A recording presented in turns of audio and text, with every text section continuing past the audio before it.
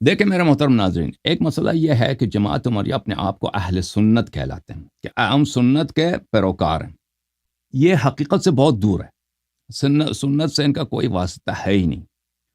میرے محترم ناظرین، یہاں پہ دو باتیں ہیں. ایک بات یہ ہے کہ رسول اللہ صلی اللہ علیہ وآلہ وسلم سے جو احادیث ان لوگوں نے روایت کی ہیں بہت ہی غیر علمی طریقے سے اور غیر معتبر طریقے سے، یعنی یہ جس حدیث کو صحیح بھی کہتے ہیں، اگر آپ اس کو انصاف کے ساتھ دیکھیں کہ واقعاً جن معیار کے ساتھ جس حدیث کو یہ صحیح کہتے ہیں وہ واقعاً صحیح ہے، تو وہ صحیح نہیں ہے.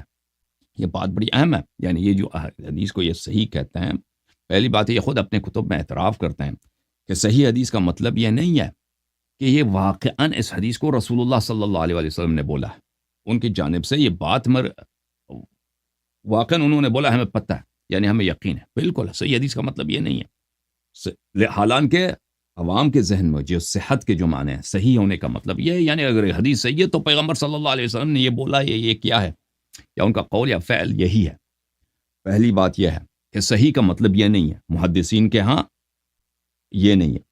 اچھا، تو صحیح کا مطلب کیا ہے؟ صحیح کا مطلب یہ ہے کہ اس کے روات عدول ہوں اور وہ ثقات ہوں اور اس میں کوئی انقطاع نہ ہو. اب اور اس کے سند میں بعض دوسروں نے یہ بھی اضافہ کیا، اس کے متن میں شذوذ نہ ہو. یہ تین باتیں، روات اس کے سب عدول ہوں، سند میں انقطاع نہ ہو اور اس کا متن میں شذوذ نہ ہو. ٹھیک ہے نا؟ ان باتوں کو اگر لے لیں تو وہ خود کہتے ہیں اس کا مطلب یہ نہیں ہے کہ واقعاً اگر یہ شرائط کسی حدیث میں پائے جائیں تو اس کا مطلب یہ ہوتا ہے کہ وہ واقعاً رسول اللہ صلی اللہ علیہ وسلم نے یہ بات کی ہوئی ہے. ہو سکتا ہے سند میں انقطاع بھی نہ ہو اور اس کے روات سب ثقات بھی ہوں اور سند میں شذوذ بھی نہ ہو. پھر اس کے یہ کیونکہ ثقہ بھی کبھی جھوٹ بول سکتا ہے، ثقہ کو غلطی بھی ہو سکتا ہے، ثقہ کسی بات کو بھول بھی سکتا ہے، فراموش بھی کر سکتا ہے، جھوٹ بھی بول سکتا ہے. ایسے نہیں ہے کہ ثقہ کے لیے ناممکن ہے کہ ایک شخص ثقہ ہے تو وہ کبھی جھوٹ نہیں بول سکتا یا خطا نہیں کر سکتا. جب یہ باتیں آپ کو پتہ چل گئی میرے محترم بھائیوں، تو یہ ان کا عقیدہ یہ ہے کہ صحیح حدیث، جن حدیث میں یہ باتیں پائی جائیں نا کہ اس کے روات سب ثقات ہوں اور وہ یہ اس میں انقطاع نہ ہو اور اس کا متن میں شذوذ نہ ہو. وہ متن میں شذوذ اس لیے لگا دیا ان لوگوں نے کیونکہ ان کے پاس صحیح احادیث اس طرح اسی کیٹیگری کے ساتھ بہت ساری ہیں جن کے متن ان کے عقیدے کے خلاف ہے. تو اس کو نکالنے کے لیے تاکہ اس کو قبول نہ کریں ان احادیث کو، تو اس کے لیے انہوں نے اپنے لیے ایک راستہ بنا دیا. تو عرض یہ ہے کہ اگر احادیث اس طرح ان کے پاس ہوں، ان شرائط کے ساتھ ہوں، تو یہ کہ یہ توثیق کس طریقے سے حاصل کیا جاتا ہے. یہ توثیق کوئی ایسی چیز تو نہیں ہے کہ یہ شہادت بالحس ہو. یہ شہادت کیا ہے؟ یہ شہادت ہے بالحدث، یعنی اجتہاد ہے لوگوں کی، جنہوں نے کہ ایک راوی کو دیکھا ہے یا نہیں دیکھا ہے وہ شہادت دیتے ہیں کہ راوی ثقہ ہے. اور یہ کوئی ان کو کہ یہ ان کے علماء کی شہادتوں کو ماننا یہ کوئی اسی کے لیے ضروری ہوتا ہے. اس کے لیے بھی کوئی ان کے پاس کوئی دلیل نہیں ہے. اچھا، جب یہ پتہ چلا کہ توثیق کو خود جنہوں نے شرط لگا رکھا ہے کہ روات سب اس کے کیا ہوں، ثقہ ہوں، تو یہ توثیق کس طریقے سے حاصل کیا جاتا ہے؟ کیونکہ ہم بالوجدان تو حاصل نہیں کر سکتے کیونکہ وہ راوی بہت سے پہلے گئے.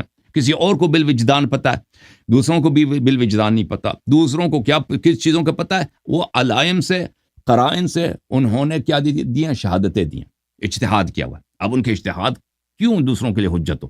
اس کی بھی ان کے پاس کوئی دلیل نہیں ہے. ٹھیک ہے نا؟ اور پھر ہمارے پاس جو اتنے زیادہ دلائل ہے کہ ان کی جو شہادتیں ہیں کہ فلان عالم ثقہ ہے یا ثقہ نہیں ہے، اس کی یا فلان راوی ثقہ ہے یا نہیں ہے، یہ بہت ساری ان کی جو شہادتیں ہیں یہ ہوائی نفس کی وجہ سے، تعصب کی وجہ سے جرح کرتے ہیں کیونکہ ایک آدمی پسند نہیں ہے، توثیق کرتے ہیں کیونکہ اس آدمی اس کے اپنے طائفے کا یا اپنے قبیلے کا یا اپنے عقیدے کا ہے. تو اس لیے توثیقات بھی جو ہیں اس طرح قابل اعتماد نہیں. پھر عزیزو، یہ جن حدیث میں یہ باتیں پائی جائیں دیکھیں، اہم بات یہ ہے روات اس کے کب ثقات ہوں. توثیق کے متعلق ہم نے عرض کیا ثقات کہاں سے پتہ چلے گا کہ ثقہ ہے؟ یہ تو راستہ ہی بند ہے. ٹھیک ہے نا؟ یہ تو کوئی اس کا علمی طریقہ یا شرعی طریقہ تو ہے نہیں کہ ہم حاصل کر سکیں کہ ثقہ کون ہے. سند میں انقطاع نہ ہو، متن میں شذوذ نہ ہو. اب یہ کہا اگر ہمیں پتہ نہیں ہے کہ جس حدیث میں یہ باتیں پائی جائیں وہ حتماً رسول اللہ صلی اللہ علیہ وسلم کی حدیث ہے، ٹھیک ہے نا، تو کہاں سے آپ کہتے ہیں یہ صحیح حدیث حجت ہے؟ ہاں، وہ کہتے ہیں یہ تعبداً حجت ہے، یہ تعبداً، عقلی لحاظ سے یہ حجت نہیں ہے ایسے حدیث، کیونکہ وہ خطا بھی ہو سکتا ہے، ایک چیز جو خطا ہو سکتا ہے وہ آپ کے لیے کیسے حجت ہو سکتا ہے؟ ٹھیک ہے نا، کیونکہ ثقہ غلط بھی بول سکتا ہے، ثقہ بھول بھی سکتا ہے، ثقہ کو خطا بھی کر سکتا ہے، اور ہو سکتا ہے کہ ہمارے سامنے اس سند میں انقطاع نہیں ہے لیکن حقیقت میں انقطاع ہے، ہمیں پتہ نہیں ہے، ٹھیک ہے نا۔ تو یہ کہتے ہیں کہ یہ تعبداً حجت ہے۔ تعبداً بھی کیسے حجت ہے؟ ان کے پاس کیا کوئی حدیث ہے، کوئی روایت ہے کہ جو ایک چیز عقلی طور پہ حجت نہیں ہے، عقلی طور پہ ہمارے سامنے وہ مشکوک ہے؟ سمجھ میں آ رہی نا بات آپ کو؟ ایک بات ہے جو ہمیں پتہ نہیں کہ واقعاً پیغمبر صلی اللہ علیہ وسلم نے بتایا یا نہیں بتایا، ہم یقین سے نہیں کہہ سکتے، تو یہ کہاں سے حجت بن گیا؟ کیا ان کے پاس کوئی حدیث ہے؟ حدیث ودیث کچھ بھی نہیں ہے ان کے پاس کہ رسول اللہ صلی اللہ علیہ وسلم نے بتایا ہو کہ میرے بعد تمہارے پاس احادیث آئیں گے، احادیث میں اگر اس طرح ہو کہ اس کے روات ثقات ہیں، اس میں انقطاع نہیں ہے، اس میں شذوذ نہیں ہے متن میں، تو اس کو تم حجت مان لو، کوئی حدیث نہیں۔ بلکہ ان کے جتنے اہل سنت کے جو علماء اکابر نے انہوں نے احادیث کے بنا دیے، کیا بنا دیے؟ احادیث کے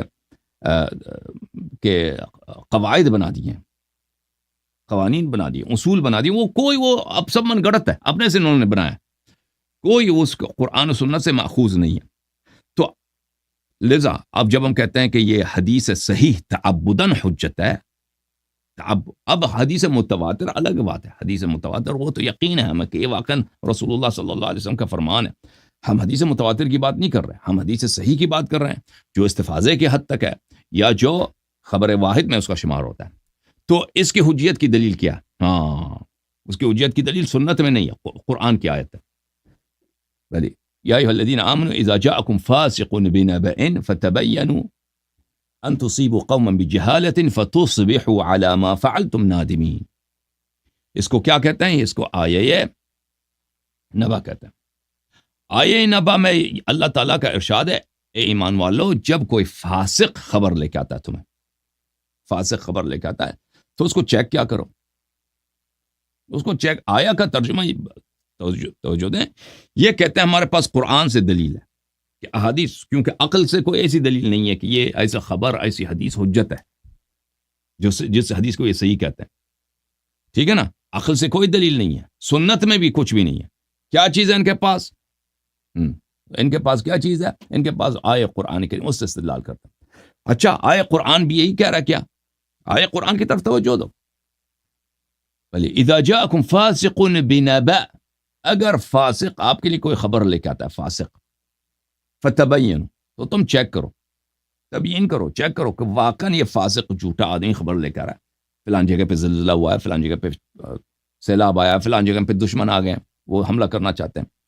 فتبینوا، تبیین کرو، ان تصیبوا قوما بجہالۃ، تاکہ ایسی بات نہ ہو کہ تم، وہ ایک خبر لے کے آتا نا کہ فلانا جگہ میں نے دیکھا کہ کسی مسلمان عورت کے ساتھ لوگوں نے کیا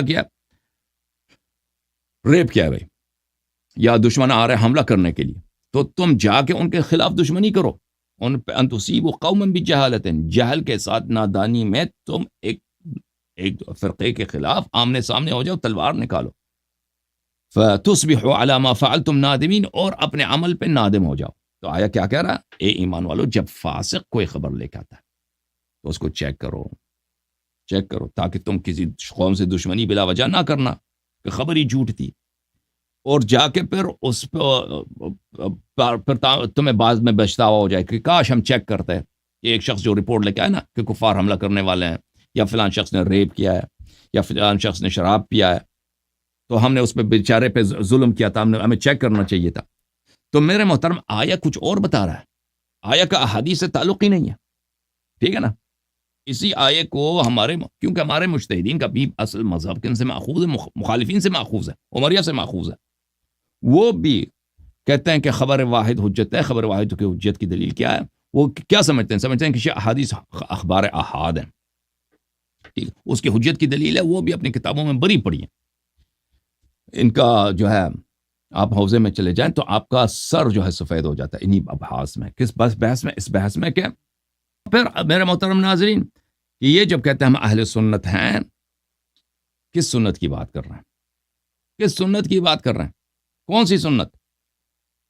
کہتے ہیں ہمارے پاس اصول ہیں احادیث کی تصحیح کے لیے. وہ سب اصول کہاں سے؟ انہوں نے خود بنا دیا. اس کی کوئی شرعی حیثیت نہیں ہے کہ رسول اللہ صلی اللہ علیہ وسلم نے بتایا کہ میں تمہیں یہ اصول دے رہا ہوں، میرے ان اصول کے مطابق تم دیکھ لینا کہ کون سی حدیث صحیح ہے، کس حدیث پہ اعتبار ہے، کس حدیث پہ اعتبار نہیں. رسول اللہ صلی اللہ علیہ وسلم نے اپنے بعد کے لیے جو اصول حقیقتاً دیا ہے وہ کیا ہے کہ میرے بعد میرے اہل بیت کی اتباع کرو. انہوں نے امت کو ان محدثین یا صحابہ کے حوالے نہیں کیا کہ تم صحابہ یا محدثین کی باتیں سن لو کہ یہ پھر یہ اپنے اصول بنائیں گے، دین میں بدعتیں داخل کریں گے اور تم ان کی باتیں مان لینا. رسول اللہ صلی اللہ علیہ وسلم نے ایک بہت ہی پکا، بہت ہی جو ہے قابل، بہت ہی معتبر طریقہ بتا دیا کہ ان کے بعد انہی جیسا موجود ہے. تب جب یہ پتہ چلا میرے محترم ناظرین کہ صحیح حدیث کا کیا مطلب ہے، صحیح حدیث کا مطلب یہ ہے کہ وہ کوئی یقینی چیز نہیں ہوتی، کوئی یقینی چیز نہیں ہے. ضعیف حدیث تو ویسے بھی ضعیف ہے، اس کا تو کوئی اعتبار ہی نہیں ہے. جو صحیح ہے اس کا یہ مطلب ہے ان کے ہاں. میں اپنے اس ادعا کے متعلق میں آپ کو کچھ اپنے اس ادعا پہ میں آپ کو کچھ دلائل پیش کروں میرے بھائی. ملاحظہ فرمائیے، کتاب التقریب والتیسیر لمعرفت سنن البشیر والنذیر، تالیف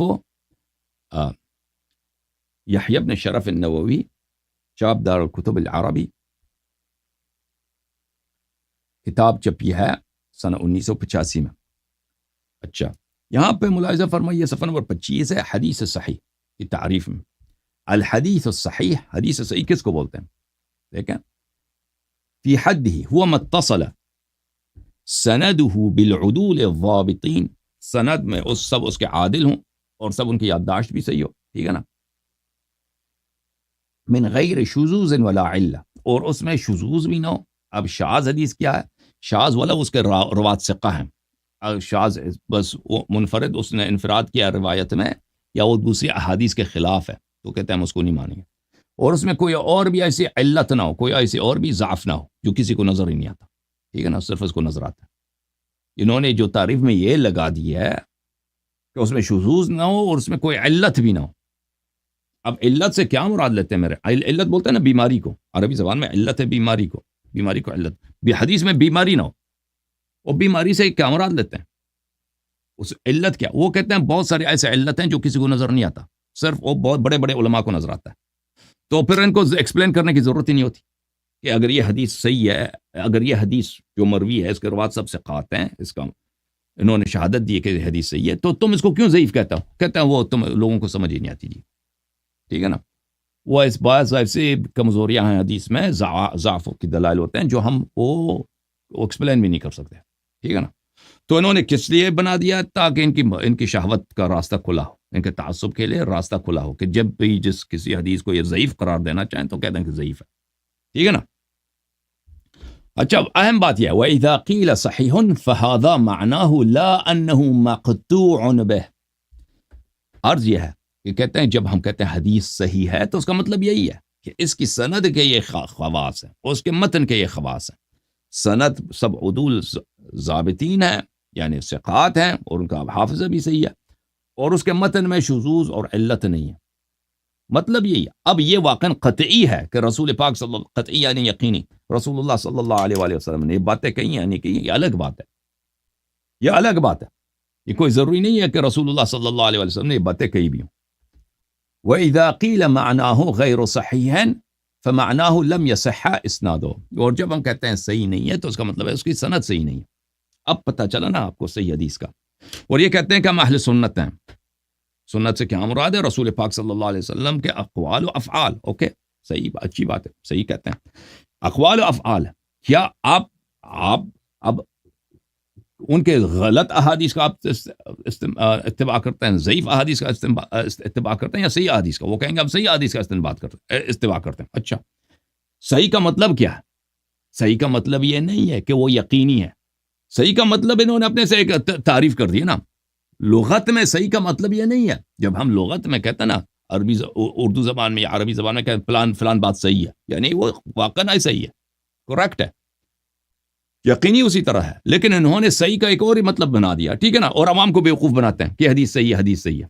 یہ صحیح حدیث سب مشکوک ہیں. اب یہ مشکوک احادیث کیوں حجت بن جاتی ہیں؟ آئے نبا کی وجہ سے.